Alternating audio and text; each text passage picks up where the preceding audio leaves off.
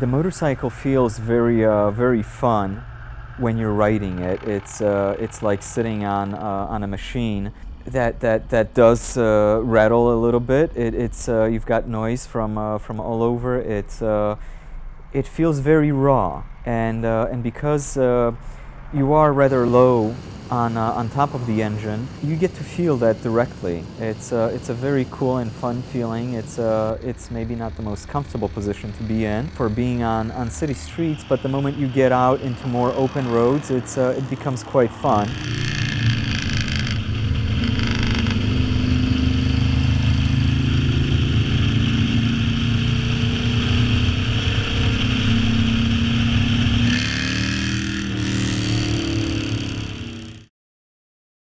Hi, my name is David Miezal. We are in Pasadena, California. This is the first motorcycle I have built. It's a 1975 Moto Guzzi 850T. I've completely taken the bike apart and designed a lot of things for it, redesigned it. The inspiration for it was Ernst Jakob Henne, and I've wanted to create a motorcycle that was based very much on his bikes that he used to break world speed records. Wanted to keep it very simple, minimalistic, very graphic, clean lines. So there were quite a few parts that I created, designed and had people create for me. Starting with the front, I knew I wanted to have a front number plate that would somehow need to house a light in it. So it does have an LED light in here. It's a whole unit that I've built using some existing LED lights I was able to find online. It has the tachometer in here, along with the ignition and the start button that was meant to be very simple and very raw, very machine-like. Literally like you're coming up to a machine and just turning it on, flipping a switch. The front forks were rebuilt using the outer tubes, original tubes, and then the inside guts were rebuilt with new guts. Handlebars was something that I've made out of PVC tubing, and I've bent those. Also made drawings and took it to a pipe bending place to professionals who bend it for me and did a beautiful job on that. The gas tank is, I believe it's a Harley gas tank that was a two-piece tank that was welded together. The tank pad is something that I knew I wanted to have. Wasn't sure at first if I'm going to have it strapped on, but later realizing that the bike is very clean and very minimal, I dropped the idea of the straps and made it a magnetic thing. So you could see where the welds were, and it actually looks really beautiful. I like these parts where you do see certain imperfections. So I keep the tank pad on sometimes, and then it comes off. It's on magnets and it really sticks well.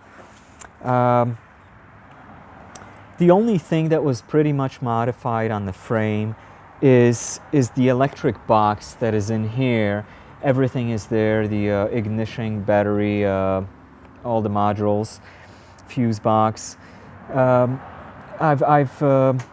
I've wanted to have these welds match the existing welds on the bike, and I think it does look like it pretty much belonged in there originally.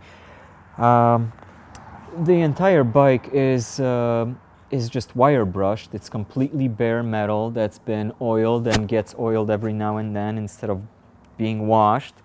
And it keeps it looking really nice. It's changing the patina slowly, becoming a little bit darker, kind of gunmetal. The leather is something that I searched for a little bit of time. I wanted to have some sort of distressed leather. I've entertained the idea of getting old leather coats and using that sort of leather, but eventually found something that would work, and it's just distressed leather. It does look really nice, has a nice patina and wear on it. The fender is an original fender. It's just been cut and reshaped slightly. Again, everything is just wire brushed, so it does have certain imperfections from the wire brushing, but I think that that just adds to the whole look of the bike. And again, the exhaust, I wanted to stay very, very close to the frame, keeping these two lines running together. This is something I mocked up again out of PVC and had professionals create this for me out of stainless steel. Rear sets were purchased ready-made. I've kind of modified them and cut some things on them just to keep it much simpler than it was originally. Rear shocks are Bitubo shocks made in Italy. They're vintage Moto Guzzi shocks. And I thought they were the best fit for this bike. It really matches everything else. Since the initial idea was to make a bike that would be going flat out, I wanted to only keep things that would be necessary for that, to make that happen. The bike does not have a speedo, it's just a tack. The handlebars are low bars to be able to lay completely flat on the bike. The tank pad to rest your chest on when you are low down on it. The seat is just pretty slick to be able to slide back and forth if needed, and eventually to slide all the way back to rest your butt on this. The armrests for the elbows to keep the heat as low as possible instead of resting your arms on the valve covers. The footrests to be able to finally just put your feet back and be able to lay down and go completely flat out.